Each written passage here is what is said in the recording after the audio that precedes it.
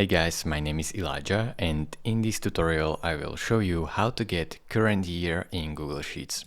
So the first step is to select one cell, type in equals, and here type today and press brackets and then enter.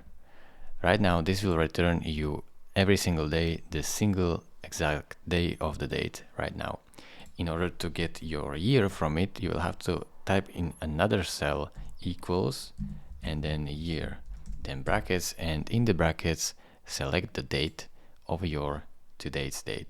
Now press enter, and here it will return you the exact year. So this is how you get current year in Google Sheets. Thank you very much for watching. If this video was helpful to you, consider subscribing and liking this video, and I will see you in the next tutorial. Bye bye.